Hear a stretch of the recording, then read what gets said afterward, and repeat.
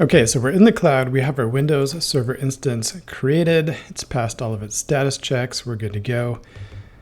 Just make sure we're there. So if I go into the search box and search for EC2, I can get there and look at my instances. I was just there, but I'm showing you how to get back there in case you got lost a little bit along the way. So I click instances. It'll show me all of them. I've only got one right now, my Windows Server. It's passed its checks, so it's ready to go. So I'm going to click that box next to it, and there's a connect button. I'm going to click that connect button, and it's going to give me a few options. Some of them aren't going to work for us because of limitations in the Learner Lab, so we can't use the session manager, sadly, even though Amazon's trying to get us to. We need to use the Remote Desktop Protocol Client. So I'm going to click that option and scroll down. I'm going to download this remote desktop file and just save it to my downloads folder. I've got an old one that's not going to work anymore. I'm going to overwrite that old one. I'm going to replace it. If you're not replacing anything, totally fine. So that's downloaded now. I can open it, but when I open it, it's going to ask me to connect. And you have to have the username and password. Well, the username is administrator, but what's the password? We'll take a look at that. I can get the password by clicking this Get Password link. And it's going to ask me to upload the private key file. Now you might have already downloaded this, or maybe you forgot where you downloaded it. You can get it by going to the Vocarium interface, and I'll bring that up. Okay, I just switched browser windows, and now I've got the Vocarium interface. And while my lab is running, so I see that green dot showing my lab is running, if I click on AWS details, I can see information specifically about my piece of the Amazon lab. The key is this secure shell key. That PEM file is what we want to download. So I'm just going to click it and download it. And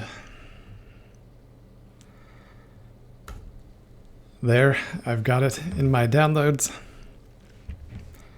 So I am going to now use that. So I'll minimize this browser window. I'm going to click Upload Private Key, and I'm going to select that key that I just downloaded. All right, so I'm going to click that button, choose labsuser.pem, open, and click that button, that orange button hiding down there to decrypt the password. And it's going to show it to you here on the screen just shortly. There it is. There's my password. So I'll copy that. I'm going to save that in my password manager so I can reuse this, because this password's not going to change until I decide to change it. Every time I reboot the server, that password's going to stay there until I change the password. Okay, I've got that password. One thing about this box, don't select some of this password and then click copy, because it's not going to copy the whole thing. Just do a single click so that nothing is selected. Then hit that copy, and everything will work the way it should. Now, I'm using Windows. Microsoft ships Windows with the remote desktop program installed. If you happen to be using a Mac, you will need to go to the App Store and look for Microsoft's Remote Desktop app and install it, and it will be able to open this file. So I've downloaded this. I can go find that file in my downloads. It's the Marquardson Windows Server.rdp file. So if I double click on that, or if you just launch it from your downloads, you will be prompted. Do you really want to connect to this computer? Yes, I do. I do want to connect. It'll say that the username is administrator, which is good, and you can just Control V, paste in that password that you copied, and click OK. It's going to confirm once again. You really sure you want to connect? Yes, indeed, I am.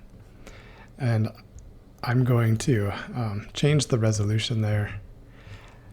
This window has my computer, my Windows Server virtual machine. It's running in Amazon's data center. So this app, the remote desktop app, is basically giving me a window into that computer.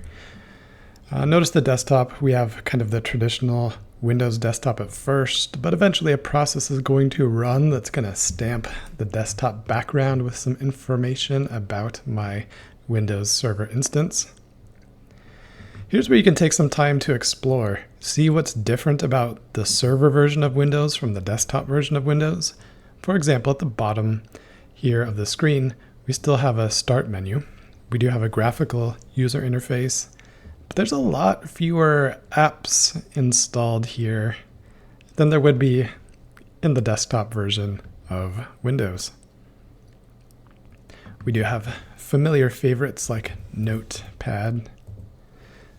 So if you just search for Notepad, you can launch it if you just need to create a text file. I'm going to use the scroll bar on the right to scroll up. This is mine.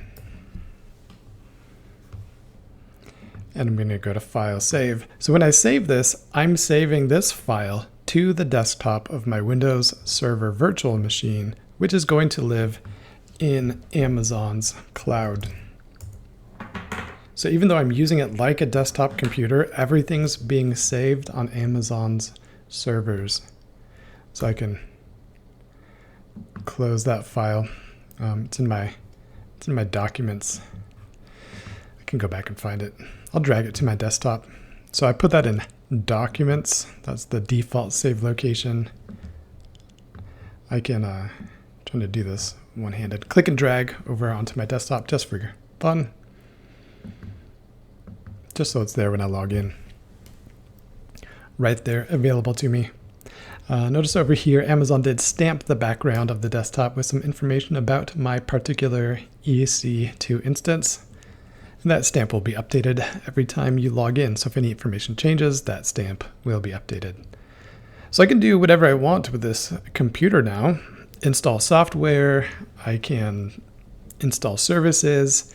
Companies use this Windows Server operating system to run all kinds of software in their organizations. So we've connected. Quick note, we can disconnect